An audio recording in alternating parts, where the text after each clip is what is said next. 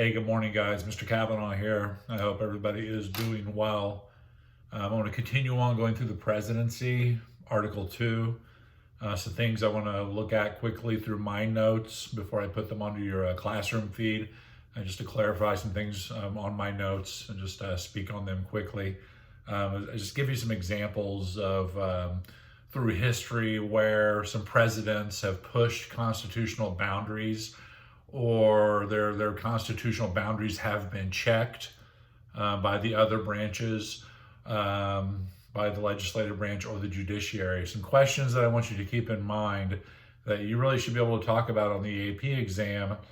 You'd be able to explain and give examples. Giving examples is huge. When you do your FRQ questions, you are going to have to put down concrete examples, specific examples to show you know what you are talking about. So you need to have a working knowledge of all three branches. And the next couple of weeks we'll be getting into the judicial branch, and then on some stuff on civil liberties and civil rights. But one of the questions, a couple of key questions to begin with, be able to explain the relationship of the executive branch with the other branches of government. Since we're in the executive branch right now, be able to explain the relationship or relationships with the executive branch and the other branches of government. Be able to talk about the relationships. Also, be able to list and explain checks on the president from the other branches of government, be it the legislative branch or the judiciary. One big check right off the off the top of my head, as we all know about, is judicial review from the judicial branch, from the courts. So, but be able to list and explain checks on the president from the other branches of government. So, going through my notes and looking in some through history, some examples of where the president at the time has pushed the constitutional boundaries, or where the president has been checked. Just in my notes, I jotted some things down. Things to keep in mind. I'll put this on your classroom feed later, as I said. But going back to 1798, John Adams, as President of the United States, he signed into law the Alien and Sedition Act. We talked about that early in the semester, the Alien and Sedition Act. Keep in mind the first two political parties, which I would be able to recall these first two political parties, were the Federalists, which Adams was a Federalist, and then the Jeffersonians or the Jeffersonian Republicans. While Adams was in office as a Federalist, the French Revolution was raging, and they were worried about these French ideas, these Francophile ideas coming from France over to the United States and spreading, and the United States going through a new revolution. So the Federalists pushed through a piece of legislation called the Alien and Sedition Act, and Adams signed it into law. The alien part dealt with individuals coming from France and be able to check them. Not so concerned with the alien part, but more the sedition part. And really breaking it down, the sedition part, it made it a crime to be critical of the president, to speak ill or speak out against the president. Many newspaper editors were put in jail because they had written critically about President Adams. I don't know if this is true or not, but I read one time where a gentleman was put in jail or detained because something he had written, he was critical of the president's outfit. I don't know how true that is or not. But we talked about that earlier, and that's where during the Alien Sedition Act, you had the Virginia-Kentucky resolutions written by Madison and Jefferson. And could states and local governments nullify actions of the federal government? And Jefferson and Madison wrote about nullification because of the Alien Sedition Act. Could state and local governments nullify actions of the federal government? So remember, Virginia, Kentucky resolutions, Jefferson, Madison, and the idea of nullification. Really, the states and the local governments have to go through court. If they want to challenge the federal government, they need to go through court. The courts are available to them. Keep in mind the Supremacy Clause of the Constitution, as well as the Necessary and Proper Clause and the Commerce Clause. It's difficult for states and locals under those clauses to challenge the feds. They need to go through the court. So Adams, Alien and Sedition Act, making it a crime to be critical of the president under the sedition part. The act went away eventually because we know the election of 1800. Adams is out, and the election comes down between Jefferson and Aaron Burr. There's no clear winner, and the election gets thrown into the House of Representatives. They go through numerous ballots, the House does, until they finally select Jefferson as president of the United States. Aaron Burr becomes vice president, and Aaron Burr goes on to kill Alexander Hamilton in the famous duel. It's just fascinating stuff. So then Jefferson comes into office. That leads us into Jefferson. Jefferson comes into office. Jefferson, interesting guy. Jefferson really spoke out against the growth of federal power. Keep in mind, he wasn't big, as he said, federal power, exercising federal power. But you know what? Once he got into the presidency, he became, he used his bully pulpit, the office, to exercise federal power. And one of his first acts was to the Louisiana Purchase. There's land purchased from France. And with a stroke of a pen, he doubled the size of the country. But why this is a constitutional issue, because keep in mind, checks and balances, he was entering into a treaty, if you will, with France, and he didn't do what? He didn't do what? He didn't go through the advise and consent proceedings of the Senate and get Senate confirmation, Senate approval to cut this land deal. He just did it. So really right there, that's a challenge to the Constitution, the constitutional authority.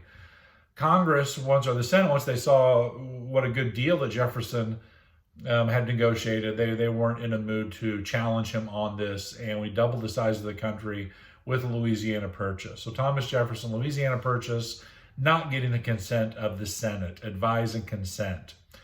Moving on to Andrew Jackson. We talked a lot about him last year in Honors U.S. History. Andrew Jackson. Nullification crisis. The federal bank. We're not even going to talk about that, though. I was focusing on Native Americans and land. Remember, Jackson wanted to kick Native Americans off their land in southern states, especially Georgia. We get the Cherokee cases. Worcester versus Georgia. The court said, you can't, this is a Native American land. They have a treaty to it, a contract. You can't kick them off their land.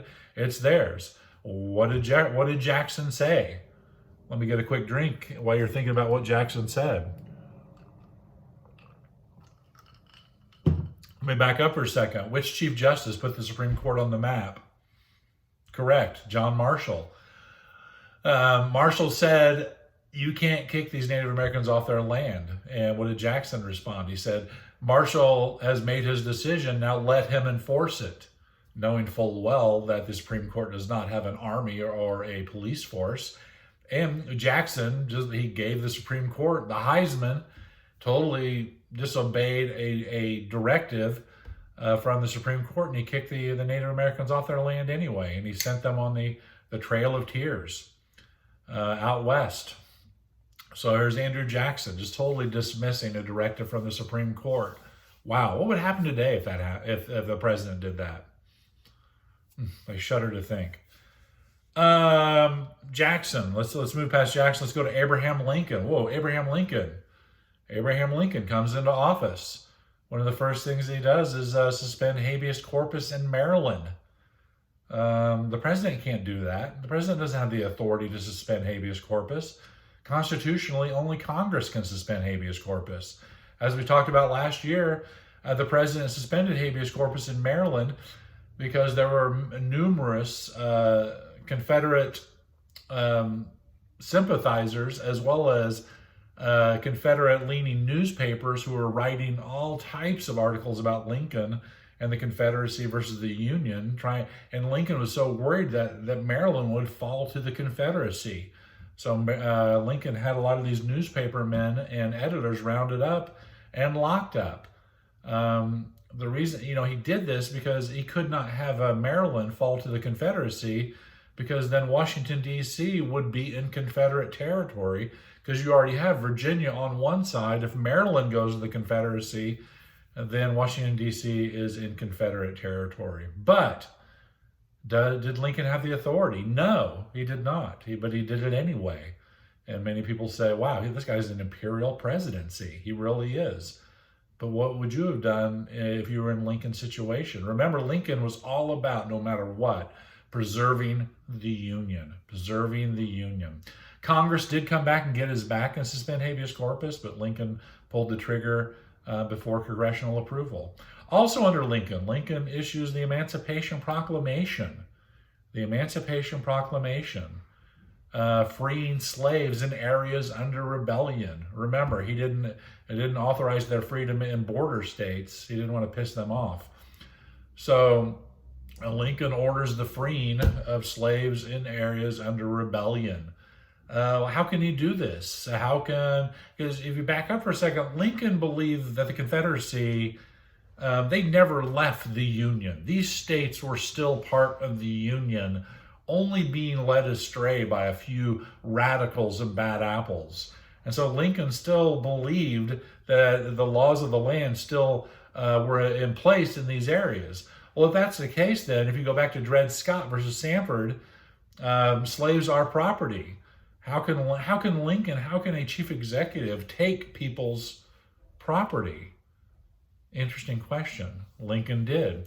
Under what authority? We talked about this last year. Under what authority did Lincoln claim that he had the authority to do this?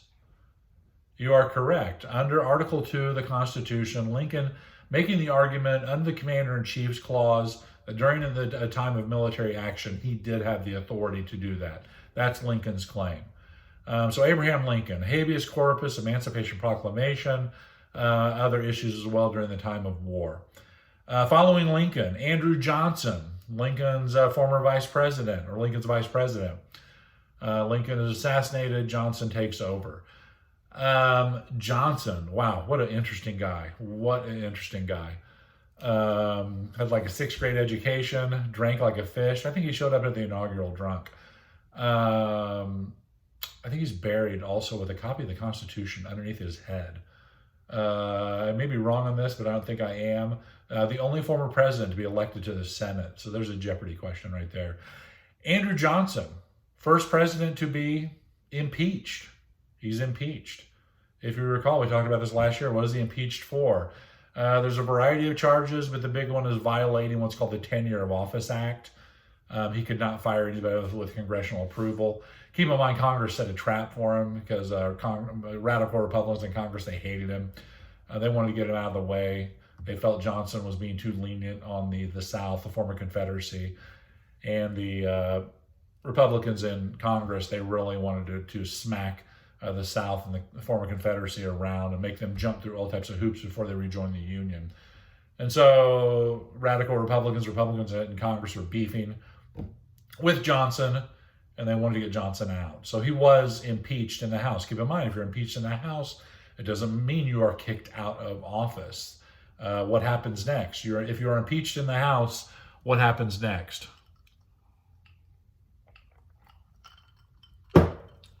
Correct. You hold a trial in the Senate. You hold a trial in the Senate.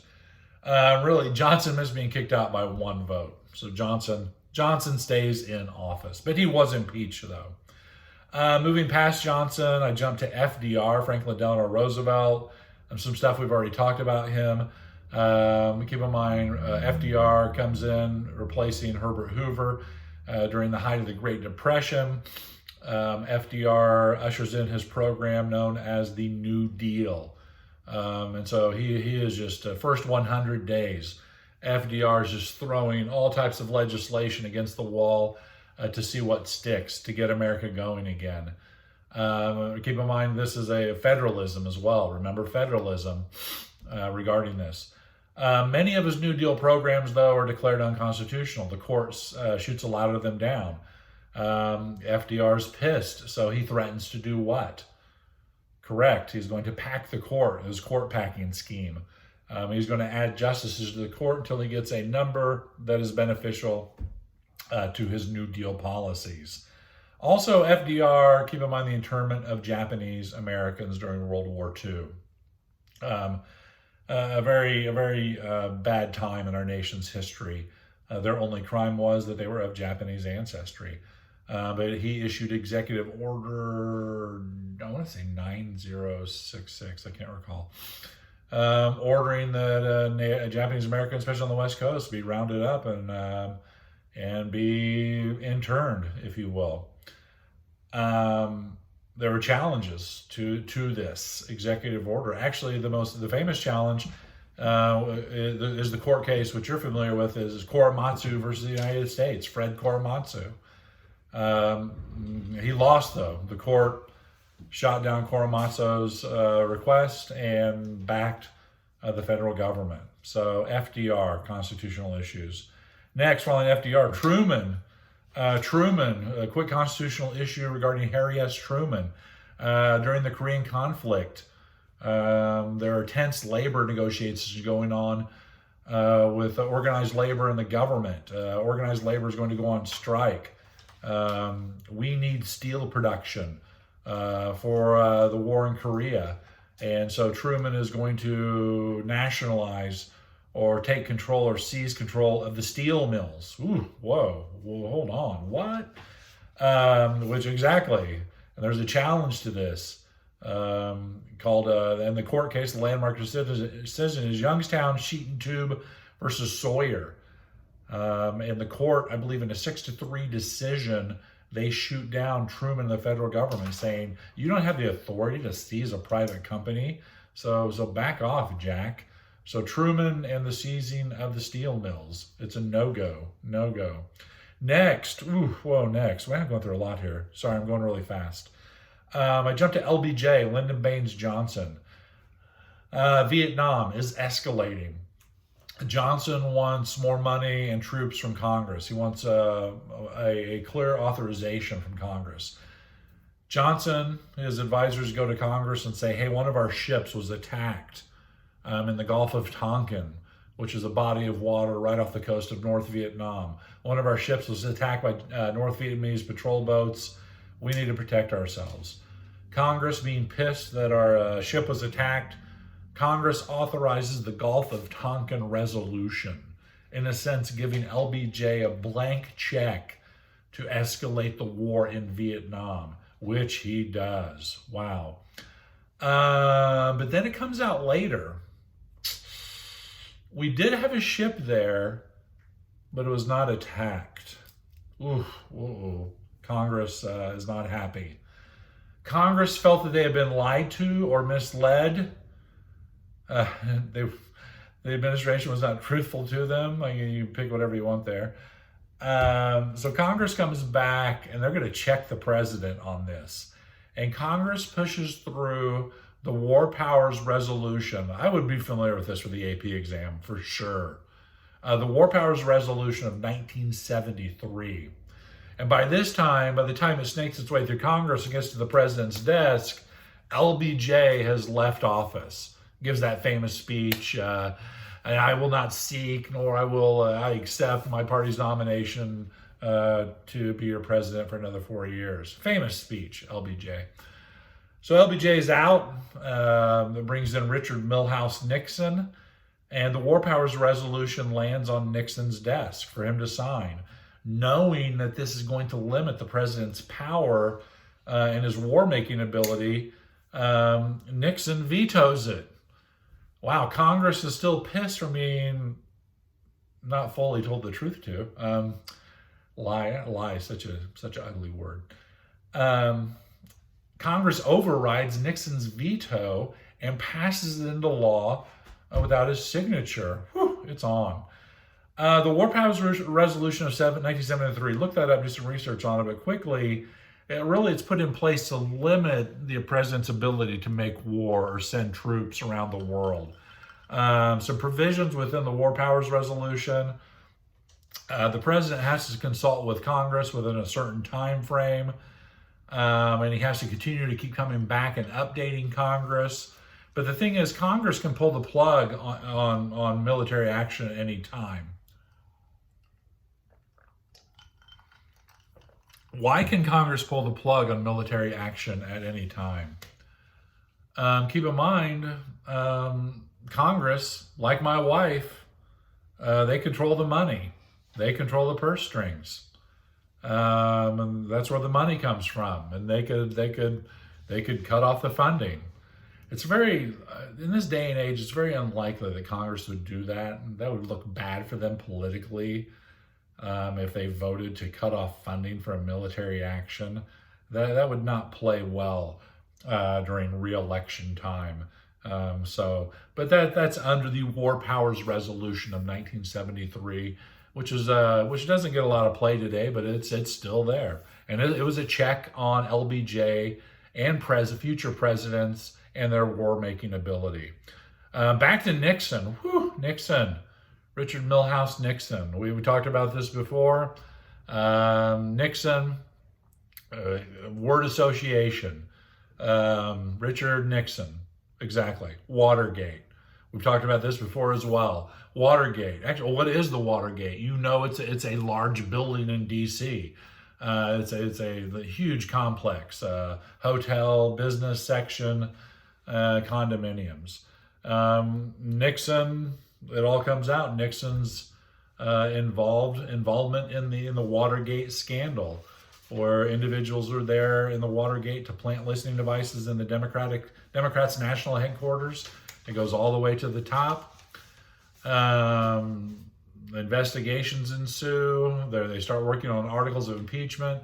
Actually, they do have articles of impeachment that come out of the Judiciary Committee in the House, and they're on the House floor, but they do not come to a vote because Nixon sees the writing on the wall after the tapes come out, and Nixon resigns from office over the Watergate scandal. So Richard Milhous Nixon and Watergate. Something just popped in my head regarding Nixon and our current chief executive. Years later, if you want to check out a good movie, it's called Frost Nixon. David Frost, who's a reporter. Frost Nixon is the movie. It's based on a true story where David Frost does a series of interviews with Richard Nixon later in Nixon's life after he's left the presidency. And there's Frost is interviewing Nixon, and they're kind of getting this heated discussion about Watergate. And then Nixon says, if the president does it, it's not illegal. If the president does it, it's not illegal. And that's what Nixon said. And that's kind of, I've heard some rhetoric like that recently. I just can't place it. I'll have to think a little deeper on that. But if the president does it, it's not illegal. Think about that. So let's leave Nixon. Let's go to Reagan, Ronald Reagan, former governor of California. Reagan got bogged down in a constitutional scandal known as Iran-Contra, where his administration was selling weapons for hostages and money and funneling money to groups in Latin America when Congress told them, you cannot do this. And they did it behind Congress's back. And the excrement hit the fan. Iran-Contra. The selling of weapons, arms for money, hostages, funneling of money, excuse me, to freedom fighters in Latin America. But it hit the fan. It all came out, and heads were rolling. Guys were headed to prison. Many people, including the Secretary of Defense, Caspar Weinberger, under Ronald Reagan, he was possibly heading to prison. Some guys got off on appeal. I believe there are 13 individuals who were under indictment. 11 of them, I believe, were convicted, heading to jail or prison because of their actions of breaking the law, congressional authority under Iran-Contra. Many of them received presidential pardons from George Herbert Walker Bush, who was the vice president under Ronald Reagan. Reagan made the claim, there's a famous line in politics called out of the loop. I was not in the loop, and that was Reagan's defense. Reagan said, I was out of the loop. I had no idea these guys were doing that, which a lot of people are skeptical of this. Well, what kind of president are you? You have no idea what's going on with your own people. You don't even know what they're doing. Well, that means you're incompetent. But Reagan claimed I was out of the loop. And so Reagan really never got caught up in this scandal. But it was not a good day in the Reagan administration, Iran-Contra. Next, following Reagan, let's move on to William Jefferson Clinton. Bill Clinton.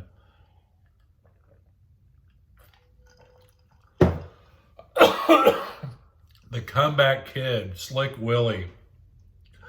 We all know Bill Clinton, second president to be impeached. Excuse me. Second president to be impeached. What was Clinton impeached for? And do not say for sexual relationships with Monica Lewinsky. He was not impeached for that. Clinton was being sued in a civil suit by an individual from Arkansas by the name of Paula Jones. And the court case is going forward. And keep in mind, when you're being sued, you're deposed by legal counsel. And when he was being deposed by counsel, he was not very forthcoming in his testimony. And charges were leveled against him for lying under oath during the deposition. And that's what he was impeached for, lying under oath during a deposition and obstruction of justice, abuse of power. So he was impeached in the House, not convicted in the Senate, but he was the second president to be impeached. So Bill Clinton, William Jefferson Clinton. Let's move on to George W. Bush. Some constitutional challenges for George W. Bush. During the following 9/11, we were detaining suspected terrorists at Guantanamo Bay, Cuba, Gitmo, and their detentions were challenged. They said that we had constitutional rights, especially habeas corpus, and the court agreed. And so it opened up numerous legal challenges to the Bush administration. Plus, they faced constitutional issues regarding enhanced interrogation. What's that called when you waterboarding? Oh no, you torture. My TA's over here. Torture. So George W. Bush, Barack Obama comes into office, facing numerous constitutional issues, especially a result of 9/11. The big one, Obama was using drones to target individuals around the world. These drones would fly over, drop a missile, kill people.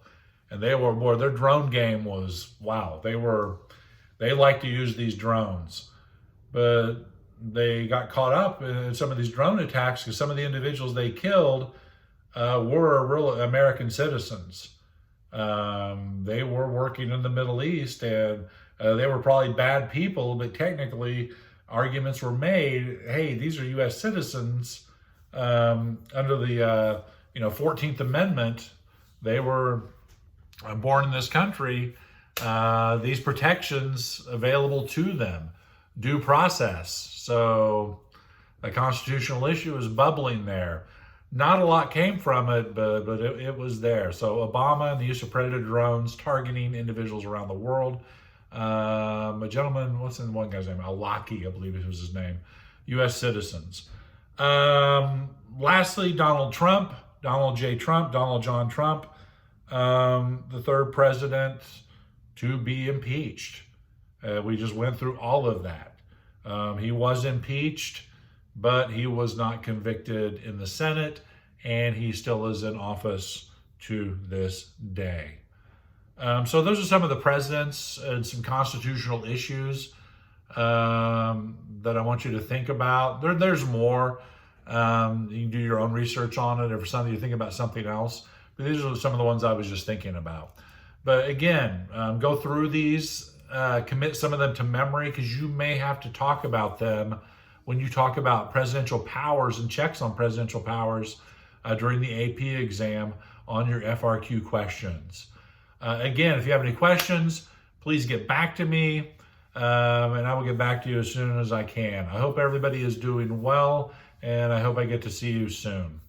Kavanaugh out.